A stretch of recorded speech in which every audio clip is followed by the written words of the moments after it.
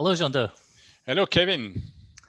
One of the tasks that we have in learning conscious guidance and control is how to bridge the gap between theory and actual practice.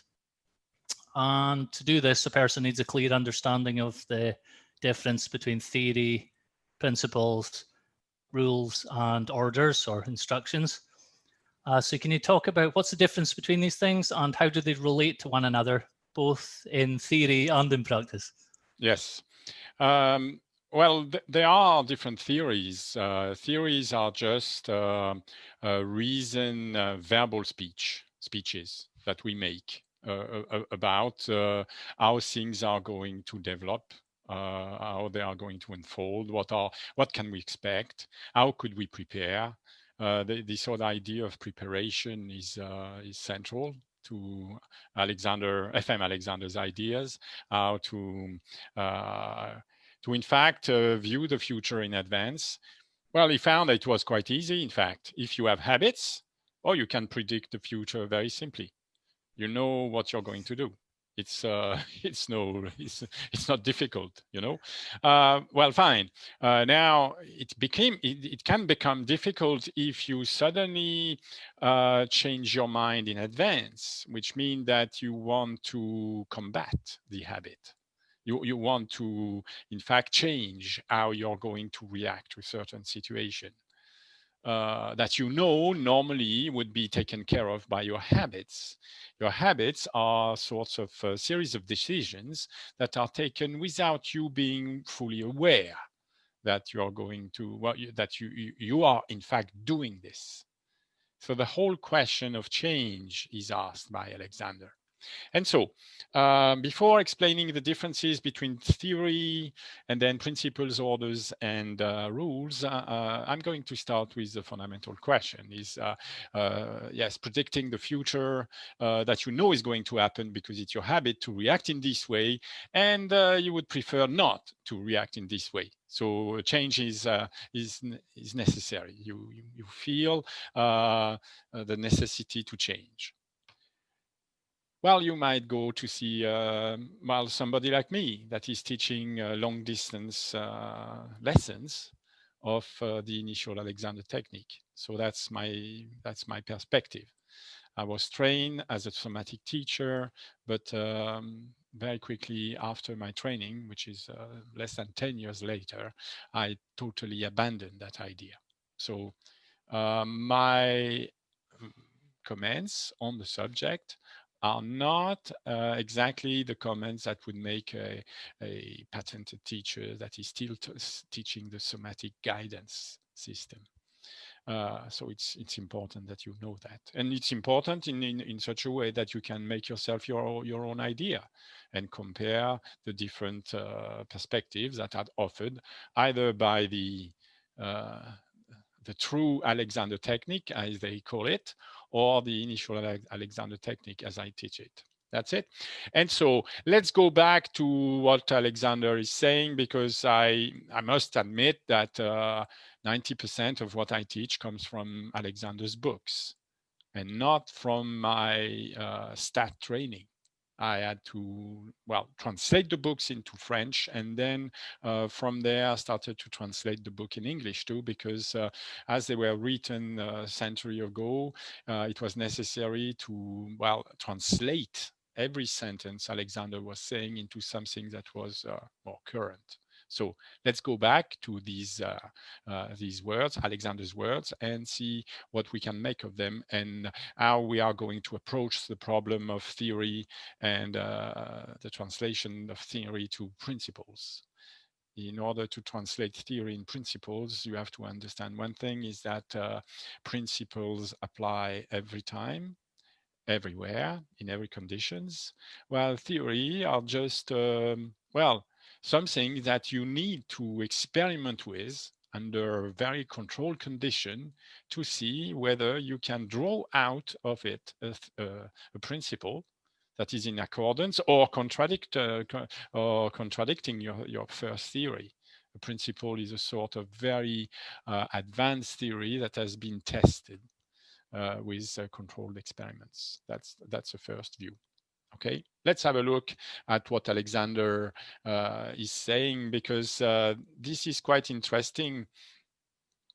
He makes a statement in Constructive Conscious Control of the Individual, his second book, and you will see it's quite surprising as a whole. The whole procedure of teaching on a plane of constructive conscious control is based on the opposing principle, namely that those who have developed a condition in which the sensory appreciation, the feeling kinesthesia, is more or less imperfect or deceptive, cannot expect to succeed in remedying this condition by relying upon the same deceptive feeling for guidance in their effort in re-education, readjustment, and coordination, or in their attempt to put right something they know to be wrong with the psychophysical organism.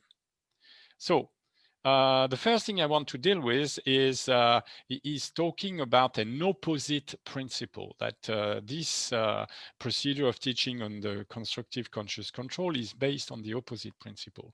So what is it? What is this opposing principle? Well, in fact, he's just explained it just before, and he said that a teacher that is teaching on a subconscious basis, which is a somatic teacher, believes in this system for dealing with defects. So there is the first common procedure, which is to, in fact, diagnose defects. We are going to come back to this. There is a normal procedure when the pupil is coming and wants to change something. The teacher must wait a second. I need to have a direct view on how you're going to perform physical movements, because the defects you're telling me about are about what you feel. It's necessary for me to go past that subjective statement of your symptom and see how your symptoms are objectively registered when we watch a video of your movements. So let's imagine the teacher has diagnosed some defects, and on the subconscious or somatic system, the teacher believes that it is his business to teach the pupil to do something to eradicate his defects, and the doing in this connection meaning to the pupil simply the performance of a series of physical movements to be carried out in accordance with the pupil conception of the teacher's instruction. Alexander is talking of a conception that the pupil is going to have of the teacher's instruction. So you could say, in theory, the teacher is telling me to stop doing certain movements and to do other movements. And in order to translate this theory into the practice of doing the series of movement, I am going to trust to what I feel. So there are two levels of interpretation. The first level of interpretation is, do I really understand what sort of movements he wants me to stop? And how could I control that I really do these movements? And the second level is how do I translate my own understanding of these movements into actual actions, which is the second level that Alexander is going to, try and expose and show where things could go wrong. So let's go back to this procedure of teaching on a plane of constructive conscious control. And I said that it's quite surprising that Alexander could write something like this, because when you think about it, you will find very quickly, as I did, that in fact, teaching with hands is not teaching on a plane of constructive conscious control. Because what's going to happen is that the meaning of the instruction you're going to transmit to your pupil, is obviously not going to be able to understand them. So you need to, in fact, perform the action for the pupil with your own hands. You need to somehow coordinate the different movements of the parts of the torso of the pupil's torso, and the pupil perception is going to, in fact, influence how we understand the instructions. But the pupil's perception, in this sense, is sensory appreciation of what you are doing to his torso. If you start from the principle that that pupil is affected by more or less faulty sensory appreciation, so when we say feeling kinesthesia, what we mean is that kinesthesia is the perception of movements, and the feeling kinesthesia is the first level of kinesthesia. It means it's the level of the animal and of the young kid. The young kid has no understanding of his movements. He's just performed the movements necessary. How he knows that these movements are necessary? Well, he knows these movements are necessary because with these movements, he can achieve what he wants. How does he know that these movements are not something that is detrimental for his functioning, for his present functioning and his future functioning? He has no idea. It's not the problem.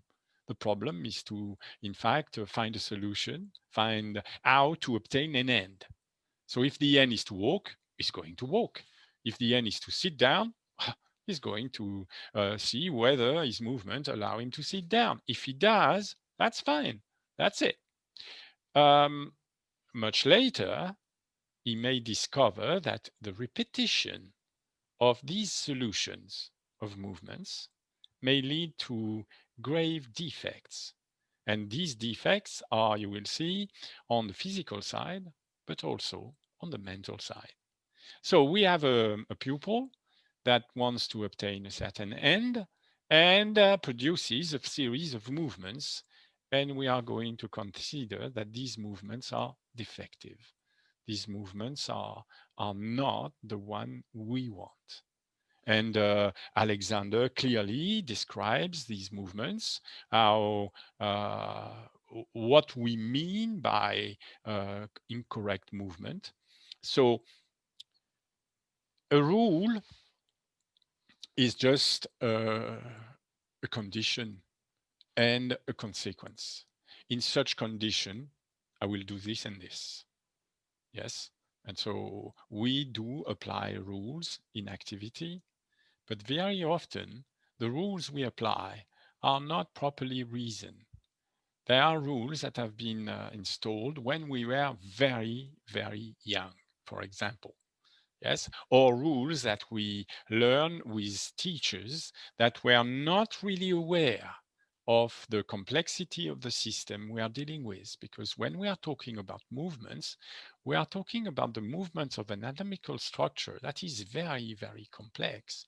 And so it's possible that some teachers of ours, some teachers of movement, some teachers of breathing, some teachers of deportment may have given us wrong instructions, instructions that were not reasoned on a general basis, instructions that were just the, in fact, result of their way of doing things and the feeling they thought that this way should promote. Very often, in many, many techniques, there are these kind of instruction. You're supported from the floor upwards. Nobody would imagine that this instruction could have, well, deleterious effects, which it has. But at first, when you are a beginner and you hear such instruction, well, if the teachers with his authority is giving you that instruction, it must be for a good reason. And you're going to, well, translate this instruction into a sort of a rule. When I think of this technique, I'm going to think that the support is coming from the floor upwards. How would you, well, imagine that this could lead to dire results much later? No way.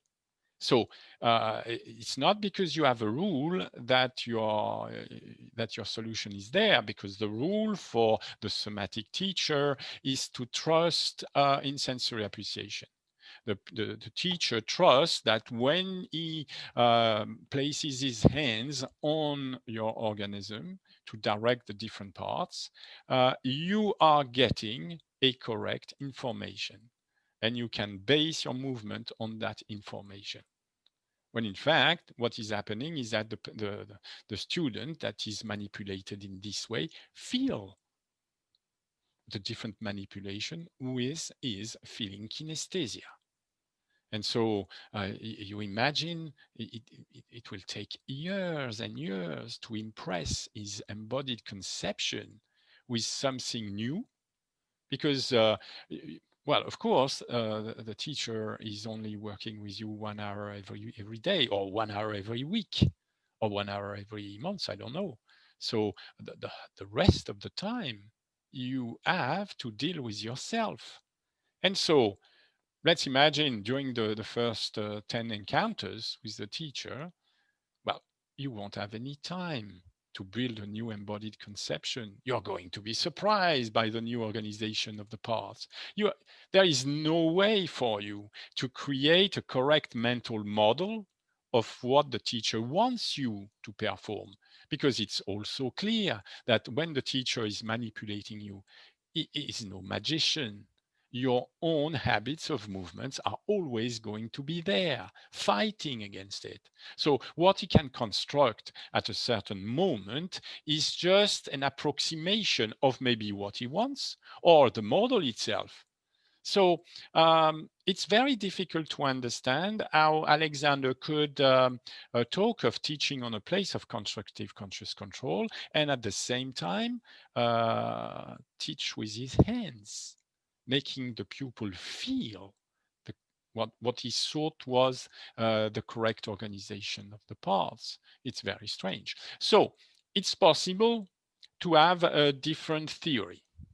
It's possible to imagine a different way of teaching, that is teaching without hands, where you're going to ask the pupil to start to realize that there are problems to be solved, that we are in need not of a solution.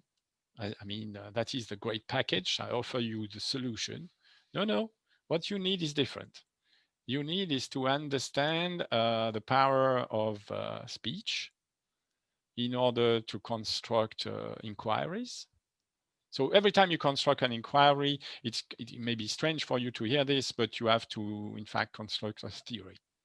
You have to construct an idea that the system is so complex, so vast, that you have to take one part of it and say, well, if this was going to happen, I am sure this will result. This is just a theory. But that theory is only interesting if you well, at first, if you have somebody to help you to construct a procedure of experiment and show you that, in fact, it's possible to control certain parameters in your way of moving, for example, and leave some other parameters free so that you can direct this movement to see what will happen to the others when you're moving one part. That is what we are teaching when we teach on a plane of constructive conscious control. The conscious control is the control condition of an experiment to test a theory. So we are dealing always with theories. So when you hear me, you hear theories. When you hear another Alexander teacher of a different bunch, you also hear theories. So it's necessary. Theories are not sufficient. It's necessary to be able to build a certain style of procedure in order to start to test what is correct, what is well based, yes, and correctly reasoned out. So this is also the difference between the theory and the principle. You can have a theory without experiments. You can't have a principle without experiments. and the principle will only apply, will only appear when there are reproducible manner of testing that you can test, but other can test. And so if you are the only one, because of special quality that you have, imagine you have a special power of feeling, and you can, with your hands, well, know the correct organization. It can never be a principle because you're only one to be able to test it.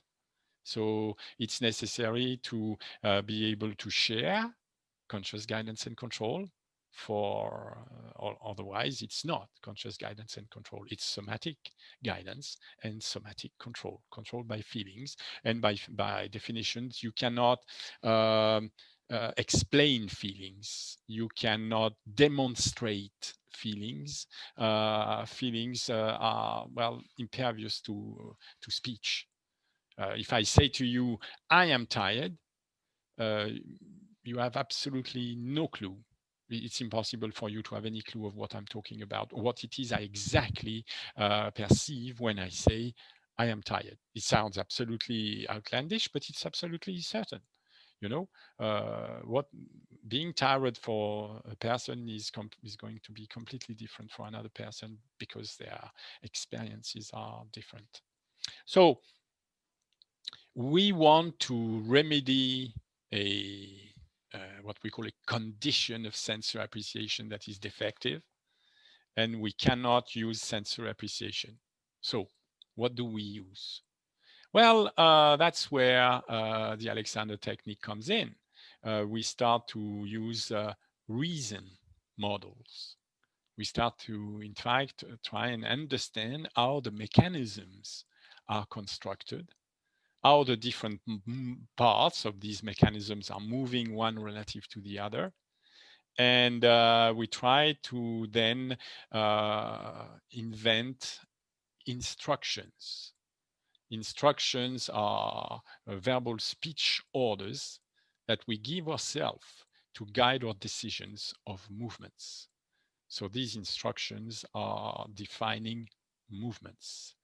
And when you say that you have to improve on a defect, most of the time you will find that the defects we are talking about are, in fact, defects in coordination, which bottom line is defects in the production of movements. So when I look, so last time I already started to show different images. When I look at an image of a person producing a physical movement, I observe what is happening. And I see that, of course, there is the back is hollowed, the abdomen is protruding. I see, of course, that the stature, the height of the torso is reduced.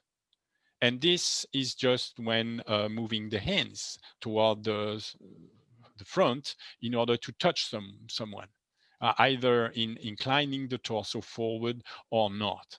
So we note that there are defects in movements. That's just the diagnostic.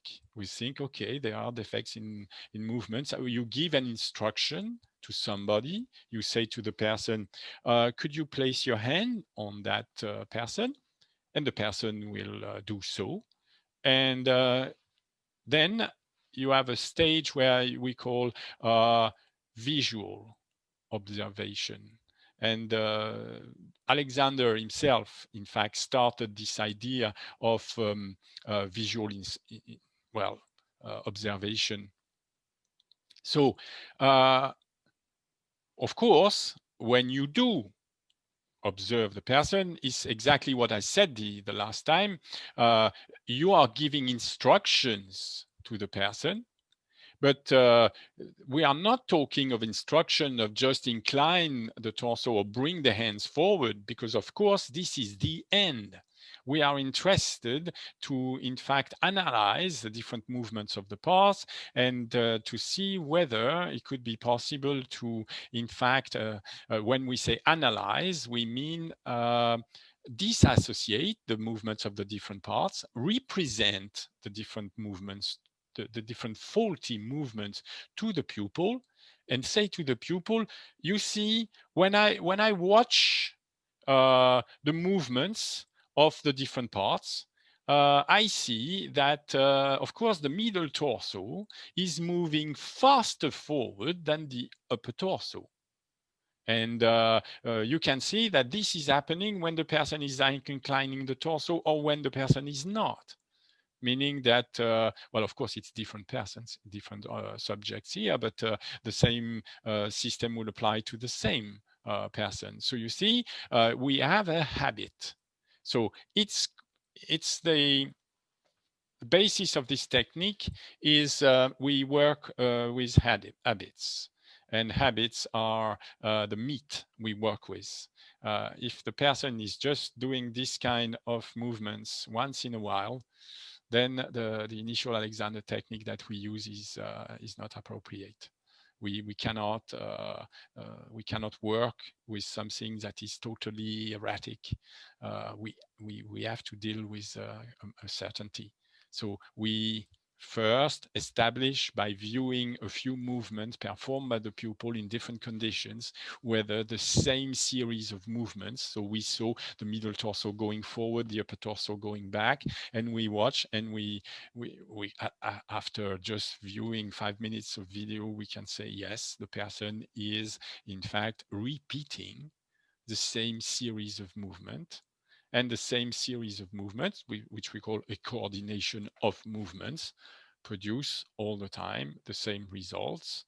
And the results are what you would call a position. And we can determine that this position is a position of mechanical disadvantage. There is no advantage in shortening the torso, in protruding the abdomen, in pulling the upper torso backward and the neck backward with it. It's easy to demonstrate to our pupil that this is part of his use of the organism, and that this leads to a, well, incorrect functioning, incorrect breathing, incorrect digestion. If every time, if imagine you're a body worker and you use your hands all the time. Imagine that systematically, when you put your hands forward, we can see that you arch the torso in this way. Well, the question was, you could go to a somatic teacher to, with his hands, organize the parts of your torso and repeat that movement all the time with you, so that after a while, the theory is saying that after a while, your embodied cognition would in fact recognize the correct organization and in fact promote a correct functioning of the organism as a whole. The only difficulty with this theory is that the person I've shown you as showing these defects in activity are themselves senior somatic teachers. So I discovered that very often, without knowing it, without being aware of it, while they were supposedly transmitting the essence of their coordination through their hands, I discovered that, in fact, the teachers were, in fact, using themselves wrongly. And at the same time as feeling that everything was fine. So I somehow started to investigate and imagine another way of or developing another kinesthesia. That is a kinesthesia that is informed by rules, that is informed by reasoning. And so the idea, well, it's quite basic. I will show you. It's like just having a certain model. So here is a model. I try to understand what Alexander considered to be the torso to lengthen and widen. So I decided that the best way, because in his books it's not really described, he's not very good at describing movements. He describes many hints here and there. You have a whole labyrinth of explanation that are not all related to each other or to the same movement, but you can, after a while, start to gather them and start to, in fact, draw from his performance, well, some rules. They are not yet principles. They are not rules that are applicable in every conditions, but they are rules nonetheless. There is a clear organization of the movement of the rib cage, of the movement of the pelvic bone. And between the two, we have an idea of what you could mean by lengthening the back. By the way, in the somatic tradition, lengthening the back is something that senior teachers feel with their hands, and as such, it's inexplicable. It's not possible to, in fact, understand it. You can experience it. You can have it so that it is evident for you, but it's impossible to discuss feelings. What is the senior teacher feeling when he's thinking that he's expanding the back and in fact shortening really much? Is impossible to explain. But it's possible to start to imagine a kinesthesia that is more reasoned than felt. That is, we can start, I request a pupil to, well, establish control conditions. For example, the front of the ankle is exactly at the same distance from the wall than the lower part of the sternum. That is sort of the middle of the subdivision between the middle torso and the upper torso. And once this is established, I ask the pupil to start and lean forward. Of course, the pupil cannot lean forward with the middle part of the sternum because the middle part of the sternum is at a certain distance from the wall with the help of a stick of wood. So there is no way the person can lean forward by releasing the ankle or even the knees. It will not help to incline the torso, but a new solution will have to be found in order to incline the torso. Suddenly, we have a psychomechanical problem that the pupil is confronted with. At first, you will see with very little solution, the person says, but I can't incline the torso if you block the middle torso. So we discover in this way that the pupil has a conception of what is necessary to incline the torso. So I will ask the pupil and we say, well, fine, tell me, why is it not possible to incline the torso when there is a ruler on the bottom of the sternum? And the person will tell me, well, that's it, it's impossible. No, but could you explain your conception of what is necessary to lean forward? And the person will look at me in disbelief. And is going to repeat, but I told you, it's just impossible. What we discover in this way is that the pupil has not at our disposal, well, instructions or rules. If you want to lean forward with the torso, you need to have the middle torso go forward in space. Well, in standing, well, this is a severe restriction on the freedom of movement. Because of obviously, and you can understand that it's not because there is something blocking the middle of the torso to go forward that it's impossible to lean. Because it's seen, first of all, I discovered that Alexander was doing it. I just observed his films, his images, and I found that he was doing it when I could not. So I can tell you that my curiosity was really stimulated, more than stimulated. How could he do it and not me is the question. And so I discovered that, yes, there is an instruction that I've heard many times that was that was used all the time by Alexander. It was direct the back. And with it, I discovered that there was another one, and have the upper torso come forward. And so I found that these instructions where in fact, when you're able to understand what they mean, and more importantly, when you understand how to translate these instructions in action, when you're stimulated with a ruler against the lower part of your sternum, I discovered that they were the solution to be able to incline the torso without collapsing the middle of the torso forward in space. So let's imagine what sort of kinesthesia is the pupil going to develop through finding solutions to these kinds of psychomechanical problems? Well, just a word. These are problems to incline the torso when you've got a ruler that prevents you from moving forward with the middle torso, so that leaning forward is suddenly completely different when you're standing and when you're sitting. Of course, when you're sitting, if you want to lean forward, there is only one way, is to lean forward with the middle torso. So this also is a difference between a simple instruction and a rule. A simple instruction, you don't know when to apply it. When a rule is an if-then sentence.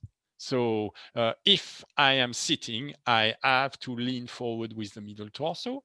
I don't know exactly which movements, but for the moment, it's what I will do. But if I'm standing, no, I will not. If I want to lengthen the stature, it's obvious after a few experiments for the pupil that when the pupil has a restriction on her movements, suddenly when she's performing the leaning gesture, well, she's just starting on the right on this image, she's starting to, in fact, perform the gesture of leaning forward by having the back and the upper torso come forward, well, suddenly it's uncanny, but our back is looking exactly like Alexander's back when he's leaning forward. That's how I can say now with certainty that Alexander is using such rules. Alexander never received somatic guidance. He never had somebody touch him. Nowadays, the Alexander technique is the true Alexander technique is can only be learned through hands-on. Quite strange, because that statement that most senior Alexander are, in fact, saying nowadays that the COVID-19 has started and that many people start to, consider that, yes, giving lessons, long-distance lessons with the technical means at your disposal is a solution. Well, the problem with that idea of the true Alexander technique only taught with the hands is the fact that Alexander never trained himself with a somatic teacher. He trained himself alone. So what he was able to do with confidence, with what he calls mathematical precision, leaning forward all the time to work with his pupil, with the back lengthening and widening, to obtain that end. Well, he was using a kinesthesia that could not be somatic. This kinesthesia had to be reasoned. So yes, it's possible to teach the pupil to use her reasoning and start to construct verbal instructions. Verbal instruction that are going not to, in fact, declare that the end should be such that the neck is free, that the head should go somewhere, and that the back should be lengthening and widening. No, not the ends. We are going to consider the means whereby the person can self-construct a new coordination of movement. The idea is not for the teacher to place the person all the time. You have to understand that the time the student is going to spend with the teacher is ridiculously small. Every time after a lesson, the student is going out of the teaching room and left to his own means. And his own means are, his feelings at first, unless the teacher is starting to engage the reasoning of the person with instructions that are organized together in fact, create rules of coordinations of movements. We want to see certain movements appear. And so the idea is to develop the capacity of the person to subordinate a series of movements to a series of verbal instructions. I did not invent this. It's written in the books. Yes? But now, how do you bring a person that has always directed series of movements? So what we mean by series of movement is, for example, when we want to go from sitting to standing, of course, it's a general movement. Well, but you have to move different parts of the organism. The bony parts, for example, how is the rib cage rotated? We've seen in the previous photos of the senior teacher of the STAT that are trained with the somatic guidance that they tend to rotate the rib cage in a very different way from the one Alexander was promoting for himself.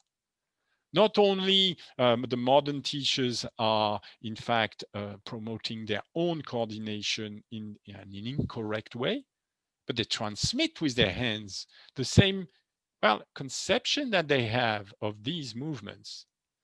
And when you ask, as I said before, what is your conception of the movement of the rib cage when you're inclining the torso? Well, they have no idea. They have a subconscious approach. They have felt many times what it was to move with their senior teacher in their own time when they were trained. But discussing these movements and saying in a reasoned fashion, well, the rib cage has to rotate in a certain way and the pelvis has to rotate in a different way, so that both rotation will promote a lengthening of the back. That is not part of the possibility. So the readjustment that we are talking about when we are talking of constructive conscious control has nothing to do with the readjustment that subconscious control is promoting. We are not trying to convey an experience to the pupil. What we want is the pupil to start reasoning about these movements. And so the reason is based on, I cannot miss that one. You've seen that image well, many times already, but it's always necessary to have this in mind. Alexander is saying, black on white, when the instructions given, well, of course, by the teacher at first, but later by the pupil himself, when the pupil has started to reason out the movement of the different parts of the torso, how they could be, and has tested and has seen himself in activity using instruction to direct these movements so that he can carefully follow the instructions, well, we have a result.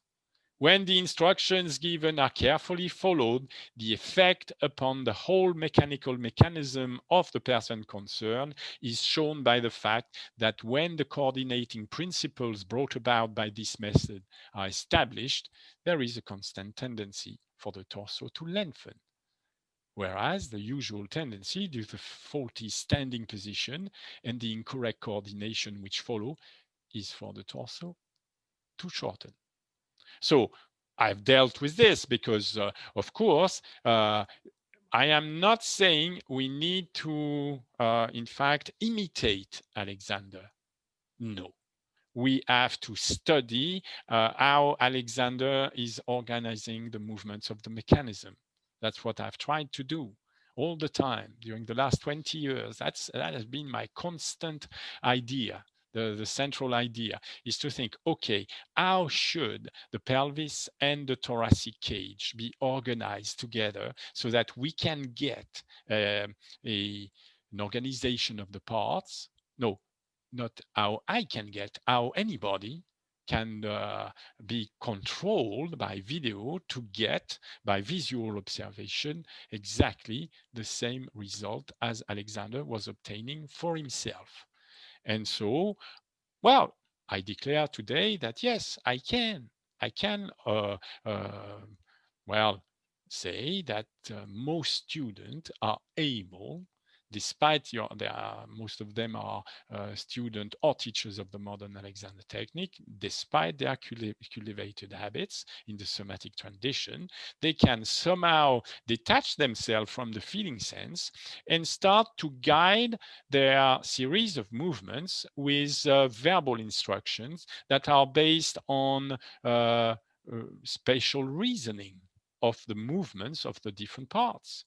So this is past the theoretical stage, because there is a repetition of experiments that are all giving the same result, saying that yes, Alexander was correct in the beginning. It is possible for an individual without any special gift, any special sensory perception, any special natural coordination. It's possible for anybody to start to use reasoning and reasoning about the coordinations of movements in space and time to be able to change, well, habits which tend to shorten the mechanism of the torso to get an expansion of the mechanism of the torso.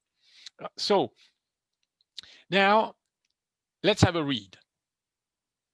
If we employ as the fundamental in teaching the principle of conscious guidance and control on the basis of reeducation, of general coordination, the following advantages should accrue.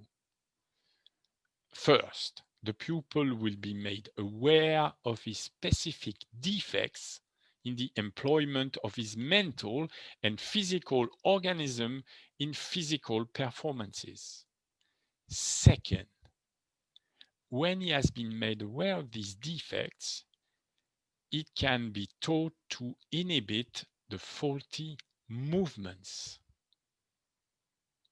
and his teacher can assist him to gain slowly but correctly the necessary experiences in the correct use of those muscular mechanisms which will enable him sooner or later to govern them properly without the aid of a teacher, and to employ them with accuracy and precision in his game of golf and other physical performances. So, yes, Alexander had this idea of conscious guidance and control, but he never really implemented it in his way of teaching. That's the strange thing. So let's go back. So the fundamental, Alexander is talking of fundamental. It's the principle, and it's interesting that he's talking in physical performances. He's centering the reeducation in physical performances. So I want to explain briefly what could be the physical defects in physical performances. So specific defects, and he says in the employment of the mental organism, and specific defect in physical performances in, of course, physical, in the employment of the physical organism. So first of all, what is physical performance for me? Well, for example, sitting for 1 hour discussing something with a camera is a physical performance. You don't need to go to the golf course. Just sitting, promoting the constant tendency for the torso to lengthen is a physical performance. Standing for any length of time is a physical performance. Walking, going upstairs, going downstairs, addressing the public, crowd. I'm talking about the things I know, because I am no sportsman or musician, but I can tell you that physical performance is what your day is made of. Sitting, standing. I'm not talking about sleeping, because of course sleeping cannot be a conscious performance. We are talking of physical performance in which your conscious guidance and your conscious control can have an effect. Yes, some say that they can change the way they sleep, but the way they practice during the day, well, don't get too excited about this because this will take ages. Well, I don't know if you can succeed in your lifetime. So we are more interested in something we can affect. And so we want, of course, problems. We want to see and to see whether we can solve problems, psychomechanical problem. So just I want to name just a few specific defects in the employment of the mental organism in physical performance, because Alexander is basing his text on this. So the one that comes always to the fore when you read Alexander, these specific defects, is the tendency to trust incorrect conceptions to guide and control the end, which require coordination of movements. So, for example, just sitting, promoting the lengthening of the stature requires a coordination of movements. And the tendency is to trust to, well, incorrect conception, which are semantic conception. All the movements that are, in fact, creating this coordination are just performed without the person knowing anything about it. It's just my way of sitting, that's it.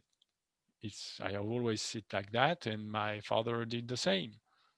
So this is an incorrect conception in the sense that there is no analysis. The person doesn't know what are the means whereby the means whereby movement is ordering when he's sitting like this.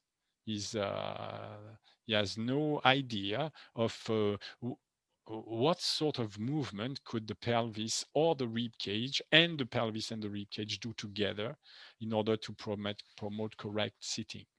No idea. And this question never enters his mind. It's absolutely close to that kind. No, I want to have a feeling of what it is to sit. What is the correct feeling for sitting? Is a question I can hear sometimes. Yes? Well, there is none.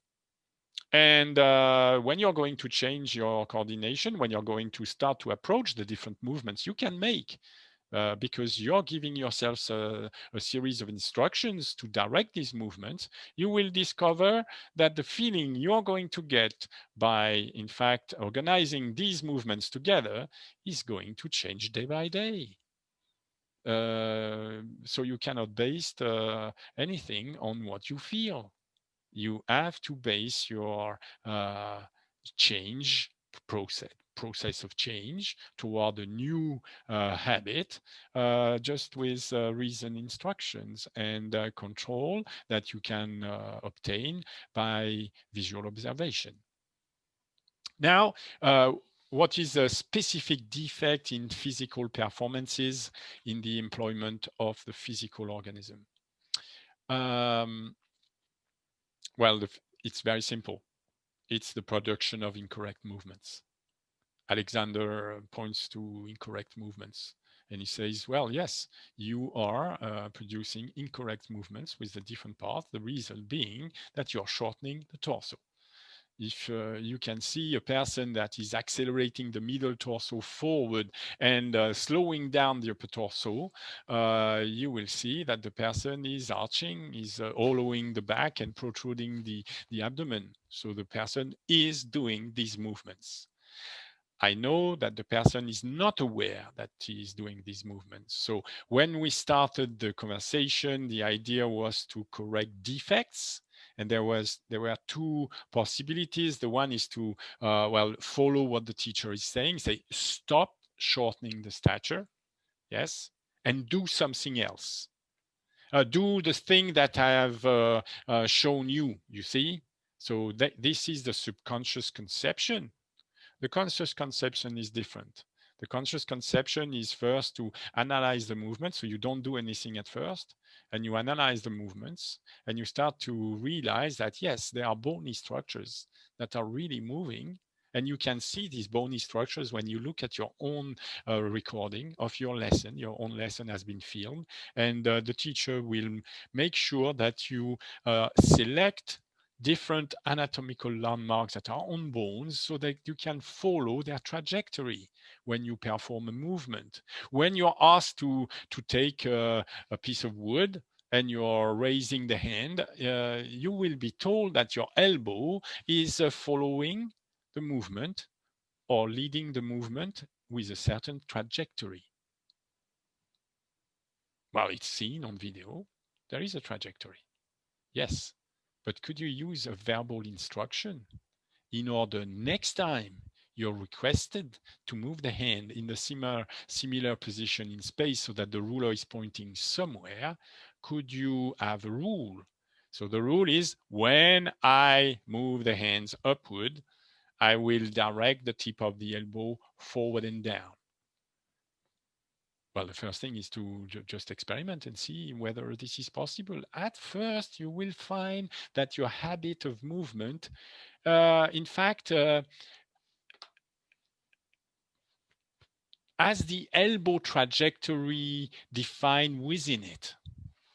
It's as if your elbow has a life of its own. You're not able at first to really change the trajectory of the elbow as your wish. It will take some time. You have to learn that stage where you have to translate instructions, verbal instructions, into definite actions. And you most often, in order for that to happen, you have to start to learn also to refuse to give consent to some movements that are happening, because you will find that the habit of raising the hand is associated with the habit to raise the shoulder. And when the shoulder is raising for some, well, for the moment, unclear reason, it can be shown repetitively that when the shoulder is raising relatively to the ribs, the upper torso is going back in space. And so the movement of shortening of the back with the abdomen protruding forward and the upper torso going back is associated with it.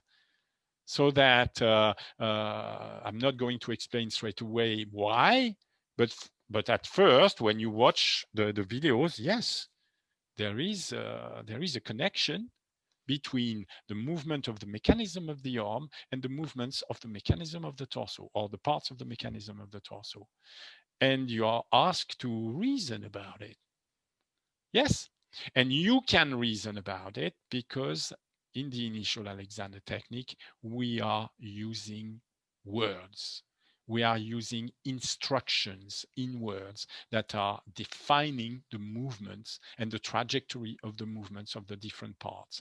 And it's only because you have words that you can memorize exactly what it is we do with the parts when we perform a movement according to our somatic, well, pre-intellectual conception.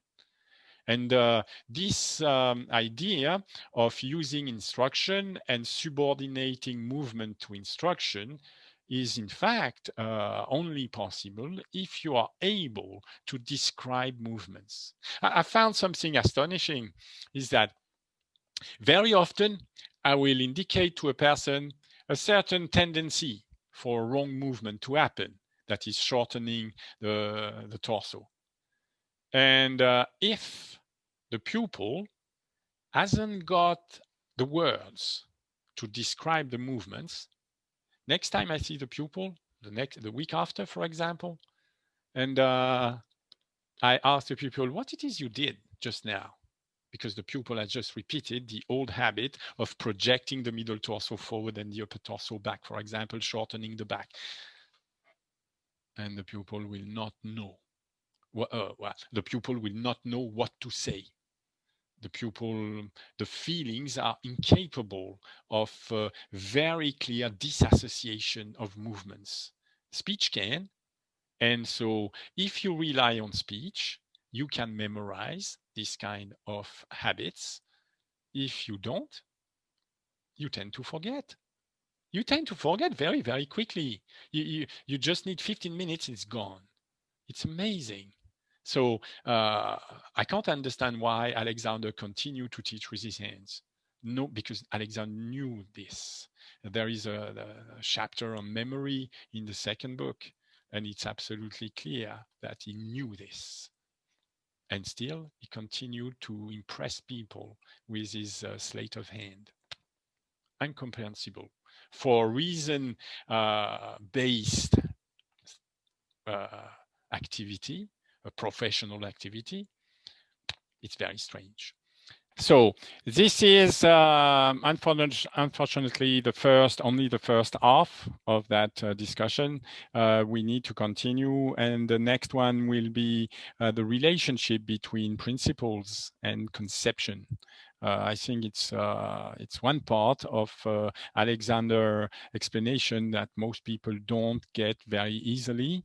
There are many misconceptions, so it would take too long to continue this discussion as I started. I'm sorry for that. Any question on your part? No, we'll just continue at the next video. So for everybody watching the video, you've had plenty of theory, and if you want to have a attempt at putting some of it into practice, you can book a lesson with Jeando. You'll find links to his website underneath, and we'll see you in the next video. Thanks, Jeando. Thanks, Kevin. Bye. Thank you. Bye.